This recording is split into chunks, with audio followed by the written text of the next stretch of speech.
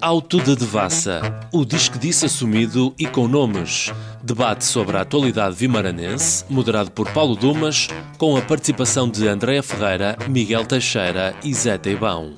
Um programa promovido pela RUM e o Duas Caras, para ouvir quinzenalmente à segunda-feira e também disponível em podcast no Duas Caras e em rum.pt. A partir das 20 horas, Auto de Devassa, na RUM. Olá, sejam muito bem-vindos para a edição número 11 do Auto de Devassa, programa de debate sobre a atualidade vimaranense. O disque disse assumido e com nomes, na sua edição número 11, para o dia 11 de junho de 2018. O painel, como sempre, é composto pela Andréa Ferreira, pelo Miguel Teixeira e pelo Zé Teibão.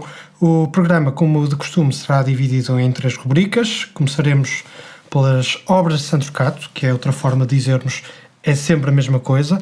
Vamos falar da preponderância da presença masculina entre as individualidades a quem serão entregues as medalhas honoríficas no dia 24 de junho.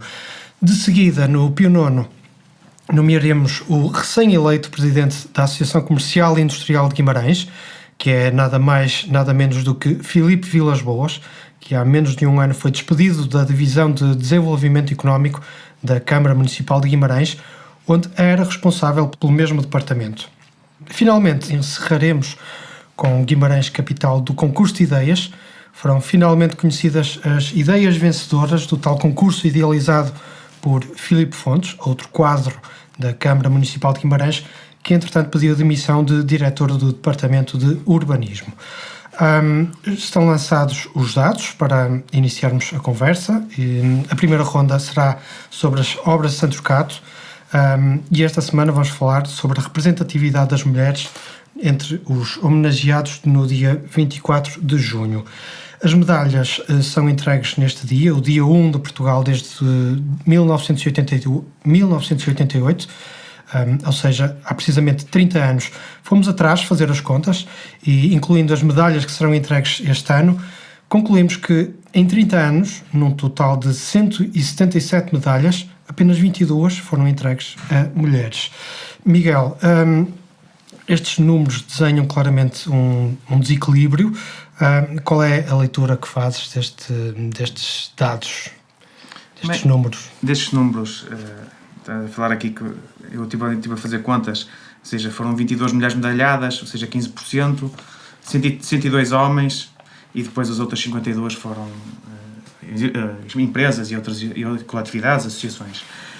Há aqui um problema, realmente aqui há um problema, isto já tem 30, faz este ano 30 anos, há realmente aqui um problema da falta de representatividade de mulheres. E aqui importa perceber porque é que esta decalagem enorme, 15%, a população portuguesa e a nível mundial é mais ou menos 50% para cada lado. Porque é que isto acontece? Isto ainda é um reflexo de... Eu vejo aqui por 2 óticos, pode ver por 2 perspectivas. Pode ser um problema vinda de um reflexo do machismo que houve durante muitos anos, ou seja, praticamente a mulher só muito recentemente, 30, 40, 50 anos, é que começou a entrar na vida profissional, ou seja, na vida profissional, mas em lugares de chefia, em lugares de... até na própria vida política, por exemplo, só que 25 de Abril é que as mulheres tiveram 100% das mulheres tiveram direito a voto, por exemplo, deixaram de estar sob a alçada de outros pais ou dos maridos, ou seja, será este reflexo ou será por um problema de machismo, seja objetivo ou seja subjetivo, de quem atribui na distribuição das medalhas? Eu vejo mais na perspectiva da segunda, pelo menos nos últimos anos, mais na perspectiva da segunda hipótese, e ser por ser eu não diria propriamente machismo, eu diria ainda ser um reflexo não só pelos critérios como a forma como as medalhas são atribuídas, as medalhas de honra que se divide, que é por feitos extraordinários, seja a nível do país ou a nível nacional ou até a nível internacional, ou por as medalhas de mérito municipal, que são as pessoas que se destacam na vida municipal, seja do ponto de vista artístico, desportivo, político ou social. Temos um problema porque, se calhar, por exemplo, muitas das associações, quem normalmente desfia são, por exemplo, homens. Quem são muitas vezes que políticos são distinguidos, como se foi este ano quem recebe as medalhas de honra, pensou que foram atribuídas as medalhas de honra por terem sido presidentes da Assembleia Municipal, quer do PS, quer do PSD, são homens, ou seja, ainda temos um problema de que as mulheres ainda estamos a ver um bocado de reflexo, até pela própria idade, que as mulheres que os homens são agraciados com as medalhas, ou as próprias mulheres, normalmente já estamos a falar de uma faixa etária de 50, 60 anos. Temos aqui um problema, agora, importa perceber, será que também as mulheres não estão representadas por não haver mulheres em lugares de destaque, ou que se destacam, ou porque elas são desconhecidas a quem tem a competência na atribuição das medalhas, que são, em diversas perspectivas, o Presidente da Câmara, a Variação e a Assembleia Municipal. Eu vejo mais aqui uma perspectiva, talvez, de desconhecimento de algumas mulheres, até nos anos mais recentes. Desconhecimento de mulheres que se destacaram na vida da cidade, ou na vida do Conselho, ou até a nível de vimaranenses, fora dos limites do nosso Conselho. Que é esse o conceito da atribuição da medalha, não é? A nível de mérito. A nível de honra pode até ser a nível internacional. Sim. Penso que haverá aqui um certo desconhecimento. Mas sim, tu lá estás a levantar essas duas questões, não é? Será uma questão de machismo ainda que quase inocente, não é? Por assim dizer, ou uma questão quase um reflexo da sociedade, não é? Aliás, acho que é uma e a mesma coisa. Sim, mas a questão do desconhecimento de causa. Deles não saberem, ou da Câmara não ter conhecimento efetivamente do que se faz, além do que eles vigiam, entre aspas. Sim, esta palavra se calhar só conhecem aquilo que está relativamente próximo. Sim. Há aquela questão de, se calhar, eu estive a ler alguns nomes, por exemplo, de mulheres agraciadas. Vejo muitas professoras da Universidade do Minho, ou professoras universitárias, não vejo, por exemplo, empresárias. Dos nomes que eu conheço, também são relativamente poucos. Não vejo empresárias. Já há muitas mulheres que trabalham, que são gerentes de empresas. Há várias também já mulheres que começam a aparecer um bocado na política, se calhar numa geração mais nova. Ou seja, eu sinceramente não tenho uma ideia propriamente estruturada, porque é um problema, não é? E aliás, por exemplo, a última mulher que foi agraciada foi a professora Noémia Carneiro, que é professora da Universidade do Minho, que é provadora da Santa Casa da Misericórdia, e a anterior foi em 2011, a anterior mulher. Ou seja, temos aqui um problema nos últimos 7 anos, 2 mulheres, em dezenas de agraciados. Sim, mas lá está, também é um problema, estamos a falar neste caso específico de Guimarães, não é? Mas também é um problema quase a sociedade em geral, não é? Pelo menos em Portugal, de um certo machismo, entre aspas. Vês isso, por exemplo, nas empresas. Por muitos anos de uma sociedade patriarcal. Ainda há reflexo disso. Nós temos, por exemplo, nas grandes empresas, acho que nem sequer 25% dos que pertencem aos conselhos de administração das grandes empresas. Mas que hoje em dia, tendo noção disso, deveria haver, não digo quase um combate, não é? Mas devia haver pelo menos uma certa receptividade a essa questão e tentarem pensar, se calhar, se não deveriam incluir uma ou duas mulheres, ou mas incluir por incluir também. Sim, incluir por incluir não, mas com esse mérito que há, não é? Acho que vamos já falar disso. Houve 2 declarações, uma da atual vereadora da Cultura e da Educação, Adelina Pinto, que refere precisamente isso, não se vai pôr uma mulher por ser mulher. Claro. Mas também, o que eu queria dizer é que os conceitos que tu apresentas, que achas que pode ser o machismo subjetivo, que está a par do desconhecimento, ou um machismo mesmo, eu acho que é uma e outra coisa, porque na verdade é um machismo por desconhecimento, porque realmente ninguém procura. Sim, o que eu quero dizer com isto é que eu estou sempre a bater nisto, até tenho algum receio de parecer aquela feminista frustrada, não é essa a ideia. A questão é que há um desconhecimento porque realmente se calhar não estão a pensar nas mulheres, ponto. Porque certamente que quem faz este papel tem um conhecimento generalizado da nossa sociedade, seja a nível universitário, seja a nível artístico, enfim, diversas vertentes. Simplesmente não param para pensar que também haverá mulheres de destaque. E esse é o machismo, ponto. Seja encapotado, seja subjetivo ou objetivo. Simplesmente não pensam nisso. Portanto, eu acho que é uma questão... Não é uma fatalidade, como parece ser a ideia que passa a vereadora Adelina Pinto. Não é uma fatalidade, eu percebo as declarações dela. Não vamos aqui estar a nomear uma mulher só porque sim. Cairíamos num erro completamente absurdo. A questão é que há que pensar que existem mulheres de destaque, como diz o Miguel, certamente que há empresas, eu não as conheço, mas quem está neste meio, certamente que conhecerá mulheres com papéis de destaque em empresas. Ou deveriam conhecer, ou deveriam conhecer, ou mesmo na política. Já começam a aparecer mulheres vimaranenses que se ou destacam histórias até antigas. política. E a nível, eu já nem falo nestes últimos anos, mas eu certamente que há aí senhoras de 60, 70, 80 anos que tiveram algum destaque até na questão por exemplo, do 25 de Abril. Certamente que há em Guimarães mulheres que se destacaram a esse nível. E porque é que quem decide estas coisas não trata de estudar um bocadinho mais e procurá-las? Sim. Pode ser mais difícil de encontrar uma mulher, não é? Mas isso não pode servir de desculpa para não procurar melhor. Exatamente. E procurar eu também não sei, encontrar uma pessoa. Peço desculpa, também não sei se será um bocado problema também na representação política, porque isto é decidido a nível da Câmara, ou seja, do Executivo e da Assembleia Municipal. Por exemplo, eu não sei quantos deputados municipais, quantos é que são mulheres, quantos é que são homens, mas, por exemplo, as juntas de freguesia, temos 8 mulheres em 48 freguesias como presidentes da junta. Eu estive a fazer contas também, por exemplo, na questão nas listas partidárias, nos lugares permanentes, nos lugares efetivos, assim, nas últimas eleições autárquicas, os únicos que conseguem atingir alguma paridade, e estamos a falar de 11 lugares, normalmente basta uma que muda muito a perspectiva, mas os únicos que atingem alguma paridade é o Bloco de Esquerda e a CDU. Sim. E depois temos o PST, a Coligação Juntos por Guimarães, que é o pior, que é só pouco mais de um quarto, que foram 3 na lista, e tem só efetivamente uma vereadora, ou seja, em 5 tem um quinto, ou seja, 20%, e depois o PS que tem 4, nas listas tinha 4 em 11 lugares, e efetivamente ficaram 3 vereadoras, que aí já há alguma paridade, aliás, uma paridade exatamente a 50% nos vereadores que têm atribuições de pastas, que são os do PS que governa a Câmara. Mas depois temos na oposição em que só um quinto, que é uma vereadora, ou seja, falta também alguma também essa poderá haver um bocado. É uma questão também que é pertinente, a questão das cotas. Nós já discutimos isso aqui na altura da mulher. É importante que isso esteja bem definido, porque eu também acho que é uma questão de oportunidade. Muitas vezes, eu não digo que elas sejam afastadas propositadamente, mas muitas vezes tu nem consideras que aquela pessoa pode ser uma hipótese. Sim.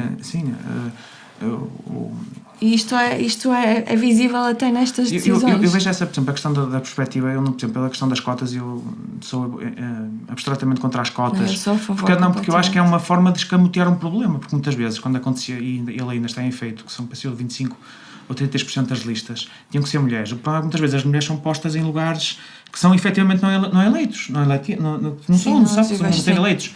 Ou seja, há um pró-forma que se faz, ou seja, não há efetivamente... Mas eventualmente um dia mais tarde vai deixar de ser um pró-forma, percebes? Sim, a minha ideia é que isto tem de começar por algum lado. Aliás, há uma lei para passar para 40% dos lugares eletivos. E um dia mais tarde, os nossos netos, eventualmente, já não vão ter esta questão, porque já vai ser mais do que dado adquirido, espero eu. Exato, bom, o Miguel já referiu isso aqui. A última mulher que foi condecorada foi há 2 anos, a professora Noémia Carneiro. Em 2 anos não haverá uma mulher que se tenha destacado na vida vimaranense? Queres nomear alguém? Sim, sim, eu quero nomear alguém. Eu já sei que nós estávamos a falar disto antes do programa, acho que não há problema em dizer que eu falei, quase por brincadeira ou não, da Mumadona, e pronto, e por desconhecimento meu, mas pelos vistos o Dom Afonso Henriques recebeu.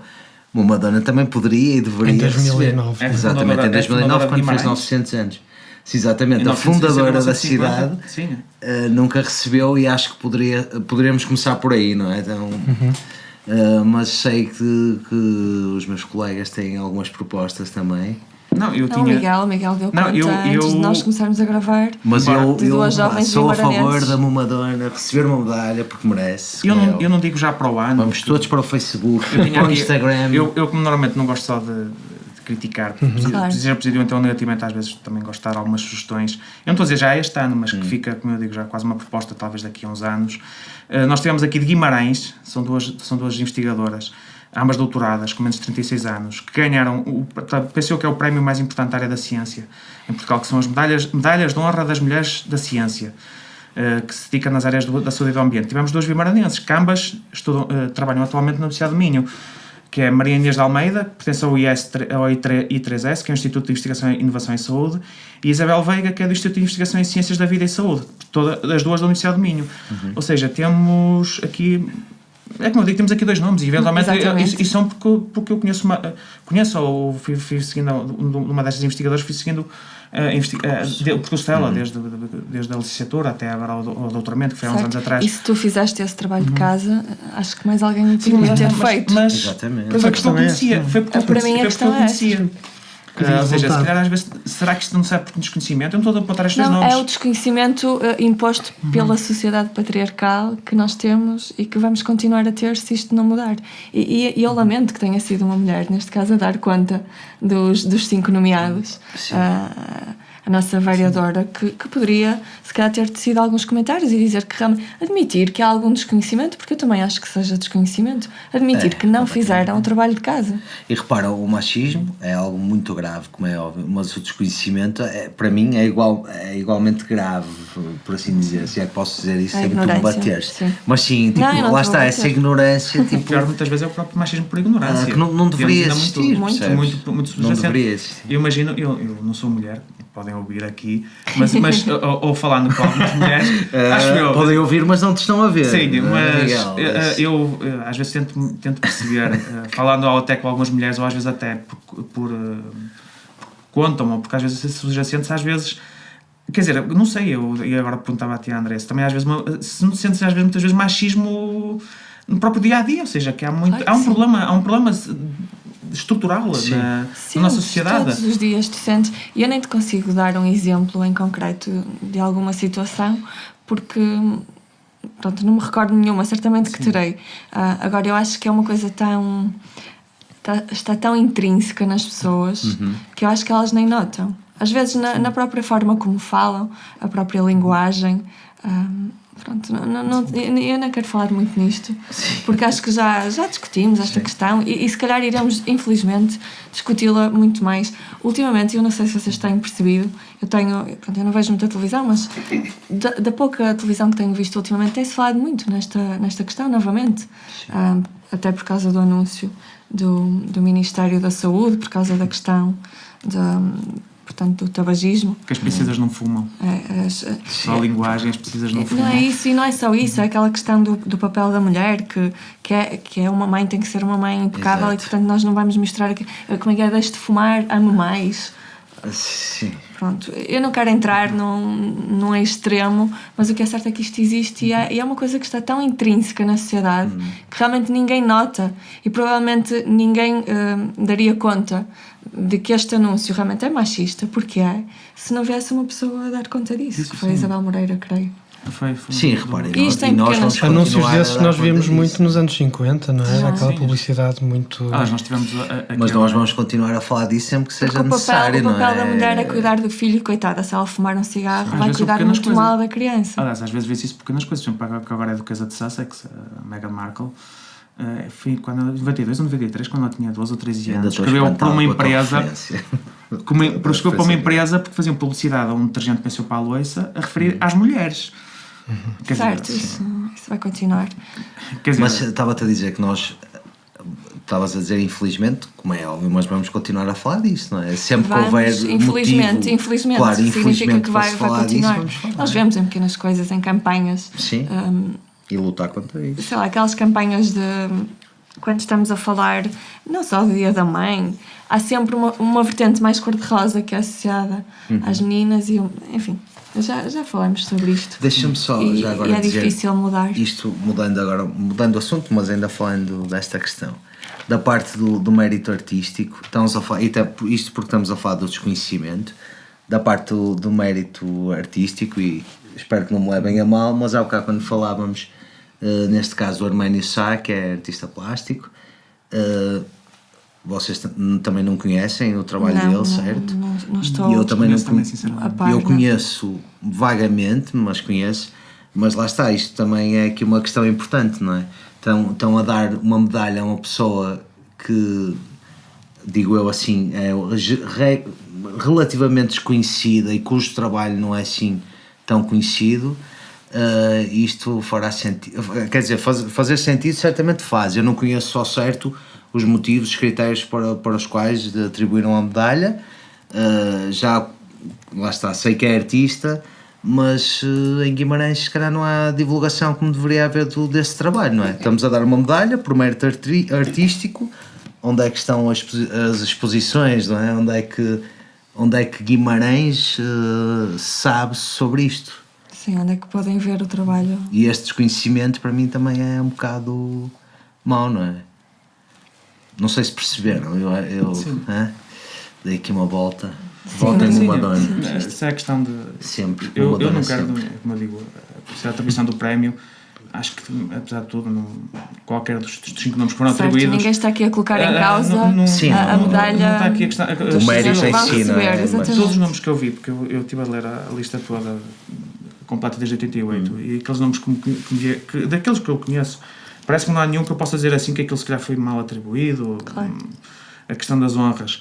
Agora, se calhar há pessoas que... porque às vezes também as pessoas também se escondem um bocado, se calhar, não sei se fez isso um bocado, por exemplo, nos artistas, tu muitas vezes falas...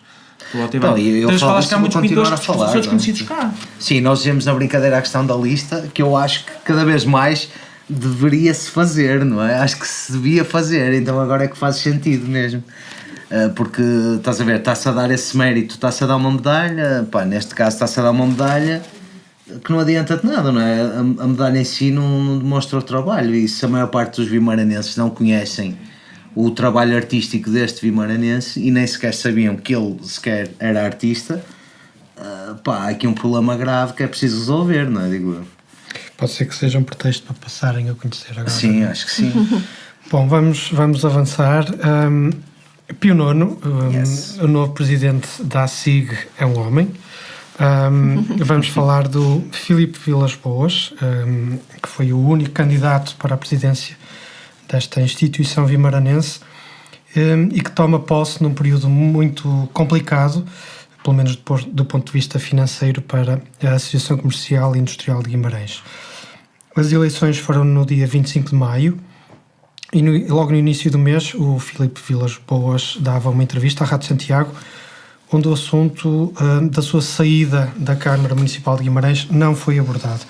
Recordamos nós aqui que Filipe Vilas Boas foi despedido do seu cargo de chefe de divisão Divisão de Desenvolvimento Económico da autarquia, por ter decidido em favor da Ecoibéria, enquanto que era sócio de uma empresa que acompanhou tecnicamente a sua instalação em Pencelo. Neste momento, as obras de instalação da Ecoibéria estão paradas e o processo corre no Tribunal Administrativo de Braga, depois de o projeto ter sido indiferido, mesmo após uma montanha inteira ter literalmente desaparecido do mapa. Zé Tibão, o facto de Filipe Vilas Boas ter saído da Câmara Municipal nas circunstâncias em que saiu, pode significar que parte para a presidência da ACIG numa posição de fragilidade? Eu acho, assim, que sim, não é? A partir, se calhar quase que deveria, porque aqui nesta questão nota-se, pelo menos a mim, e quando estive a inteirar-me do assunto, achei, lá está, um pouco estranho, por assim dizer. Achei um pouco estranho e acho que continua a ser um pouco estranho esta questão, esta candidatura, tendo em conta, lá está, o que sucedeu e... Há tão pouco tempo, não é? Há tão pouco tempo e lá está. Estamos aqui a falar de duas questões que chocam, não é? Uma com a outra. Por isso acho que sim, e tenho pena que, por exemplo, na entrevista ao Comércio de Guimarães não tenham perguntado efetivamente isso, não tenham colocado essa questão, porque acho que no mínimo deveria ser esclarecida, tendo em conta que ele está a tomar este cargo e que, segundo o que ele diz, quer efetivamente fazer algumas mudanças na ACIG, e mudanças que, pelo menos, parecem-me ter uma boa causa, não é? Podem ser boas mudanças, mas lá está, acho que devia ficar tudo bem esclarecido antes dele conseguir ou dele começar a fazer todas essas mudanças que ele pretende, se é que me fiz entender, não é? Sim, nessa mesma entrevista o próprio não esconde que irá capitalizar essa experiência que traz da Câmara Municipal, e claro que todos os contactos, toda a carteira de contactos que traz dessa altura irão certamente ser-lhe úteis. André Ferreira, apesar de ser legítimo, ele foi de facto eleito, poderá considerar-se promíscua esta posição? O que é que tu achas? Eu não sei se promíscua é a palavra certa. A mim, eu teria outro termo, e para mim isto parece muito pouco transparente. Eu li a entrevista dele, não ouvi a entrevista na rádio, mas depois li no Comércio de Guimarães, e a mim fez-me falta que lhe colocassem a questão qual é a relação que ele tem atualmente com a Câmara, porque estamos aqui a falar da presidência de um órgão como de uma associação como a SIG, que terá de trabalhar em conjunto com a Câmara. Isto não dá para desviar, para afastar esta questão. E muito provavelmente com o departamento... Com o departamento, precisamente, do qual ele foi despedido. Portanto, isto para mim é tudo muito pouco transparente, porque um presidente que assume as funções da SIG, uma instituição com nome e que tem muito a dizer na cidade, ou que pelo menos deveria ter, pelo papel que representa, portanto, o comércio e a indústria, e ele, neste caso, candidata-se tendo em conta todas as celeumas que supostamente, porque agora já me faz duvidar, mas ele saiu a bem ou saiu a mal? Para mim é tudo muito pouco... Ele foi despedido. E então que papel é que ele agora terá de trabalho com a Câmara? Porque depois de um processo de despedido. Não há essa transparência, há aqui essas questões que podem dificultar o trabalho dele daqui para a frente, e ninguém o questiona sobre isto, porque ele próprio admite na entrevista, pronto, que é um momento muito mau da associação, as contas não estão nada boas, e ele diz que não quer começar o mandato dele por bater às portas e pedir dinheiro, porque não quer ser pedinte. Subsídio-dependente, mas admite que pode apostar e isto eu estou a citá-lo, a SIG pode apostar na prestação de serviços, nomeadamente com a Câmara Municipal. Ou seja, ele saiu porque lhe impuseram um processo disciplinar e agora quer trabalhar em parceria com a Câmara. Não sei se é promíscuo isto, mas é muito pouco transparente. Fazendo a análise ao contrário, isso poderá de alguma forma pôr em causa o mandato dele à frente da SIG? Eu não sei se vai pôr em causa o mandato dele, agora que vai pôr em causa o bom sucesso da SIG, isso é o que me preocupa mais. O mandato dele, eu estou-me pouco a marimbar, desculpem, mas é verdade. Sim, mas... Se é ele o presidente, pode ser outro. O que nós queremos aqui é que a SIG tenha sucesso daqui para a frente. Há uma coisa que eu sinceramente, a questão todo o processo que está na questão da saída dele da Câmara, a questão da Ecoiberia, da forma como foi feita, e ele teve um processo disciplinar, porque foi o Mais Guimarães, que descobriu que ele, ao mesmo tempo que era chefe do departamento da Divisão de Desenvolvimento Económico da Câmara, também tinha uma empresa que se chamava Outras Formas, que fez um trabalho de acompanhamento técnico em obra, que é o termo que é utilizado. Isso sim é que é promíscuo. No processo da Ecoiberia. Eu não posso chamar propriamente promíscuo, eu chamo talvez mais de conflito de interesses. É promíscuo. Qual foi o conflito de interesses? Porque ele, na altura, justificou que ele teria indicado o nome de outro técnico que teria sido efetivamente ele a fazer o acompanhamento da obra. Só que a fatura está em nome da empresa dele. E aqui há um problema, quer dizer, o problema que muitas vezes se chama da porta rotativa, que é a questão entre a transição. Isto não é só aqui em Guimarães, nem em Portugal, temos outros países, por exemplo, os Estados Unidos, agora, por exemplo, o Trump, também se vê muito isso até anteriormente, que é o problema da transição entre o privado e o público. Quer dizer, muitas vezes há conflitos de interesse. Vocês temos aqui um problema que foi ele, por exemplo, ele na altura também pediu a suspensão. A Câmara, na altura, pensou que não aceitou a suspensão, fez logo um processo disciplinar. Pois, porque a Câmara também nunca tinha reparado que ele era o responsável da empresa Outras Formas. Quando muitas vezes está... não sei se nos técnicos da Câmara haverá, mas que há declarações de interesse, ou pelo menos ele devia ter dito isso. Aliás, muitas vezes aqui a própria recuperação do centro histórico, eu vejo muitas vezes placas a dizer o nome dele, Outras Formas, já há muitos anos. Quer dizer, penso que alguém da Câmara saberia. Eu estou aqui para o momento a especular, mas quer dizer... Há aqui um conflito de interesses, alguém que trabalha para o bem público. É muito estranho ninguém ter Exatamente. Não, quer dizer, ele é o chefe da Divisão de Desenvolvimento Económico. Ele voltando à questão do desconhecimento, estás a ver? Ele como chefe de Desenvolvimento Económico propôs que se fizesse um abatimento em taxas municipais de 50%. depois de todo o processo problemático que houve da questão da Ecoibéria, que foi construído no monte, quer a reserva ecológica, quer a reserva agrícola, ou seja, temos aqui todo um processo, e depois quer dizer, ele, ao mesmo tempo que está a trabalhar como privado para um acompanhamento técnico da obra, que não é uma coisa diretamente relacionada com o trabalho dele na Câmara, mas quer dizer, porque ele também é arquiteto, mas depois temos o problema que ele também decide a questão, ou pelo menos não decide, mas se propõe a isenção de taxas. Ou seja, e ele também entra aqui na ACIG, e é uma coisa que eu também, se eu agora estou-lhe um bocado a criticar do que se passou antes, há uma coisa que ele disse na entrevista e eu acho que ele de louvar. Ele disse todos os problemas que a ACIG tem, ele nem sequer sabe direito o passivo que tem. Eu acho que ele tem uma ideia estruturada para a ACIG, para o futuro. Mas isso também não ficou nada claro na entrevista, desculpa, eu pelo menos não... Pelo menos a mim parecia-me que ele tinha uma idea estruturada para a ACIG. Ele próprio diz que também tem um bocado que limpar a casa. E ele próprio diz que se não houver empenhamento dos empresários e se não houver mais sócios, que ele próprio irá tirar relações e que irá sair. O que é pouco habitual. Que é pouco habitual. Normalmente as pessoas deixam um bocado que se expiram os mandatos e ele diz que se vir que não está a conseguir fazer nada, que sai. Mas depois temos todo o problema anterior. E depois é aquela questão, quer dizer, alguém que trabalhou para a Câmara, que tem os contactos da Câmara, por um lado pode ser bom naquela questão de ele já conhecer os empresários, já conhecer a própria realidade económica do território de Guimarães, do Concelho, mas depois tem um problema depois, que ele já teve conflitos anteriores na relação entre a sua parte privada e a sua parte pública. Essa questão ali independente deveria ter sido esclarecida. Sim, deveria ter sido esclarecida, sim. A entrevista, a única coisa que fala é que ele sentiu um vazio quando saiu da Câmara. E há uma pequena menção, mas, quer dizer, também não houve um problema de quem fez a entrevista. Não sei se foi por acordo, se foi lapso, mas quer dizer, não refere. Não estou a dizer que referisse tudo o que nós estamos aqui a falar, mas quer dizer, perguntar se não vê que todo o processo que esteve para trás. Se pode influenciar negativamente o trabalho. Os problemas da ACIG, que ele próprio diz, quando ele fala, que por exemplo, falou quer com o Presidente da Câmara, quer com o líder da oposição, com o André Coelho Lima, em que ele diz, penso que a palavra dele é adjetivamente assim, é preciso salvar a Associação Comercial Industrial de Guimarães. Mas também, a única falha que eu acho que eu ponho no plano dele é aquela questão que ele praticamente só fala só da indústria.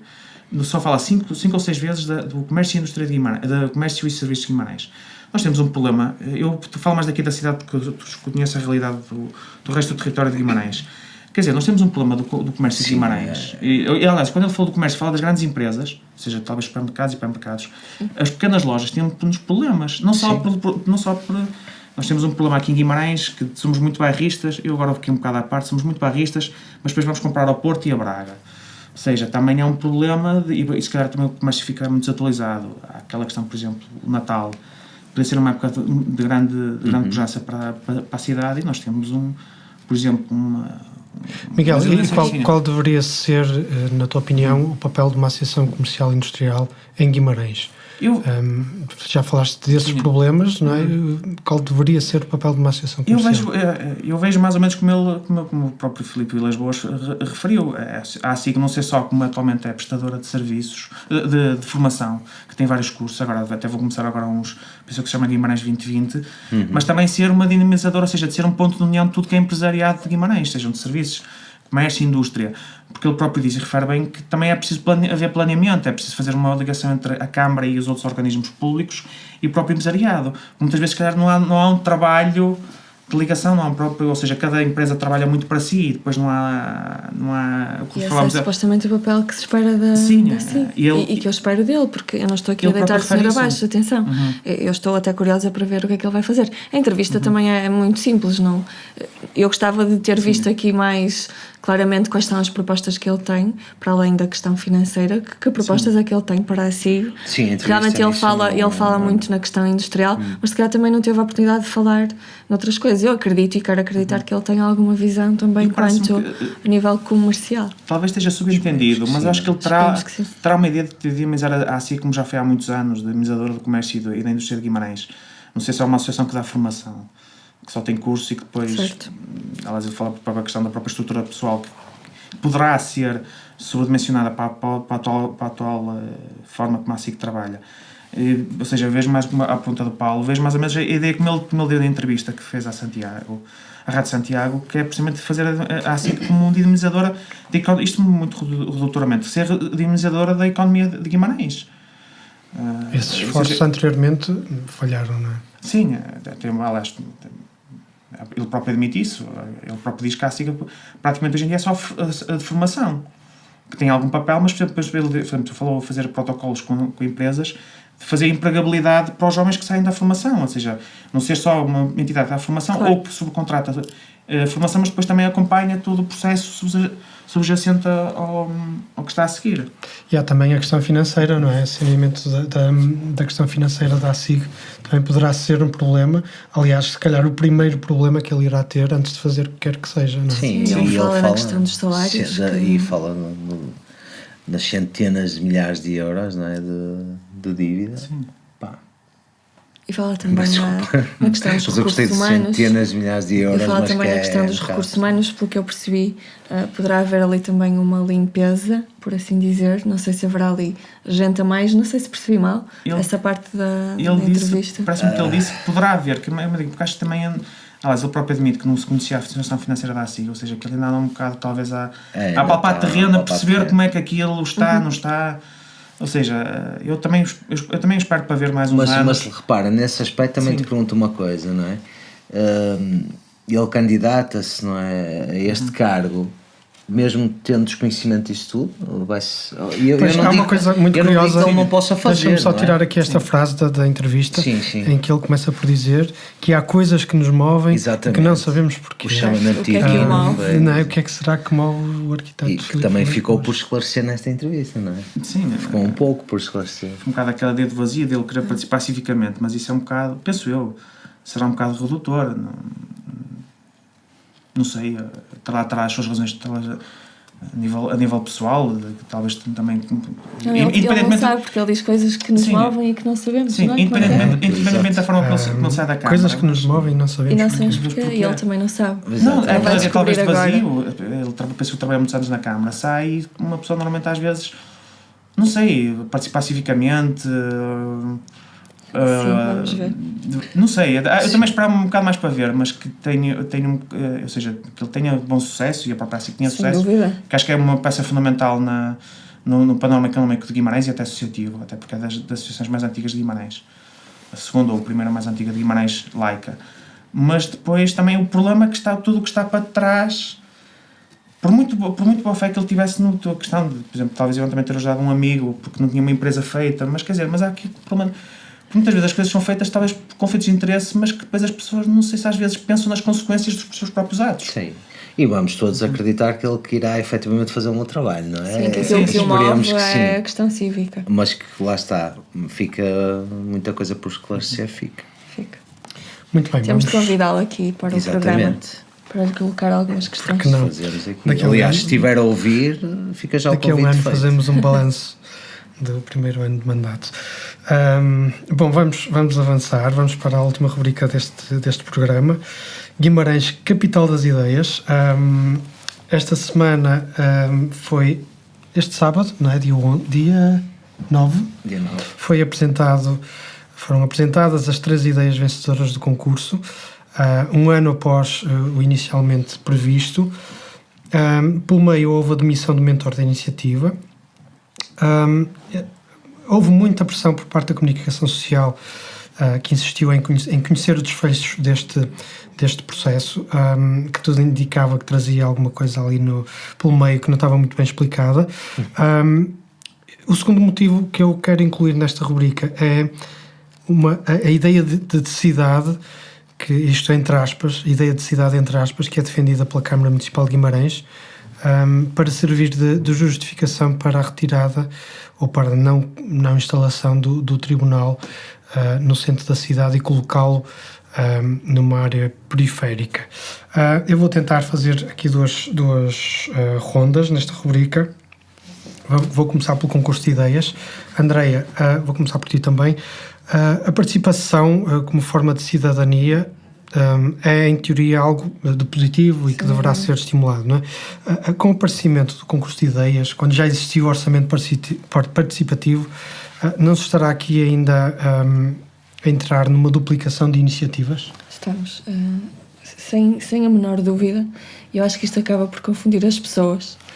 Isto confunde certamente o cidadão, porque não sabe muito bem se vai participar, passa a redundância, no orçamento participativo ou no concurso de ideias, e estamos a complicar uma coisa que à partida poderia ser simples. Existe um orçamento participativo e, portanto, acho que a partir daí teríamos o mote para a apresentação das ideias. Por isso, há sem dúvida uma duplicação que acaba por depois resultar num vazio.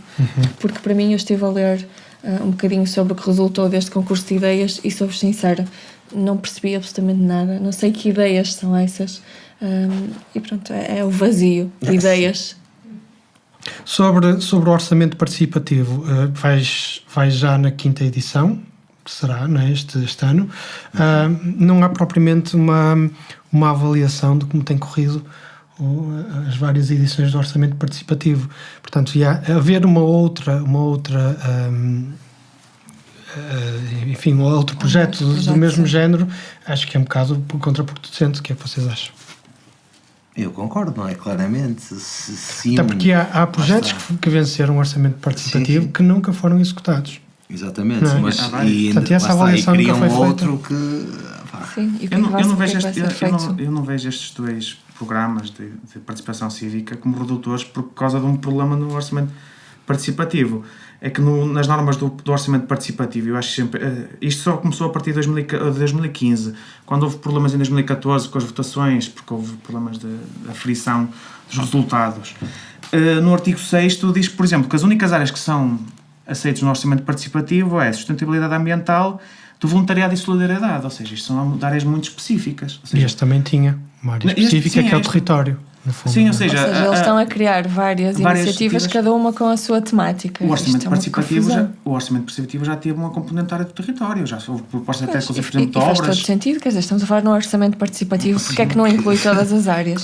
Seja o território, seja o que for. Aliás, por exemplo, nós tivemos algumas ideias que foram executadas já até fora do orçamento participativo, porque os valores estavam muito acima. Por exemplo, eu lembro-me que houve uma proposta do Miguel... não lembro agora o nome, mas daquela passagem pedonal entre o Museu Alberto Sampaio e a Câmara, que foi a proposta para se nascer do orçamento participativo, só para dizer aquilo como envolvia valores muito superiores e porque envolvia participação com a Colegiada de Oliveira e que o Museu Alberto Sampaio levou outra componente. Mas, por exemplo, há muitas obras, como o Paulo referiu, que eu saiba nunca foram postas em execução. Porquê? Isso foi falado nesta última reunião de Câmara, é o engenheiro Miguel Bastos que estás a falar. Que foi ele que propôs a ideia, ou seja, também temos aqui uma boa ideia que nasceu da sociedade civil, mas o problema é, quer dizer, se começarmos a espartilhar tudo espalhar tudo em várias iniciativas fica sim, mesmo isso é participativo apenas em parte, porque as pessoas basicamente participam em apresentar as propostas e na votação, porque depois deixam de participar.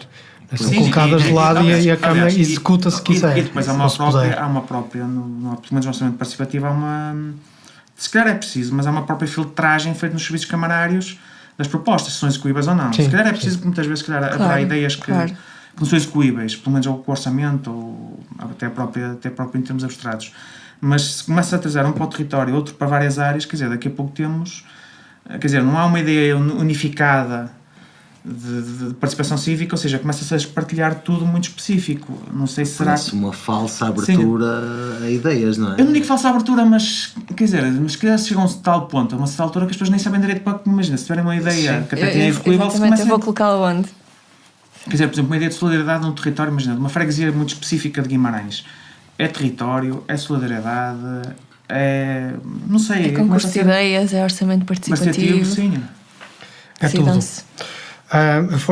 Voltando agora ao concurso de ideias, foram submetidas 35 propostas para concorrer para 3 prémios, que somam 8.000 euros.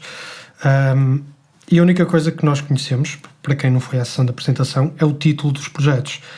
O primeiro é Reflexão Propositiva sobre o... Não é fácil.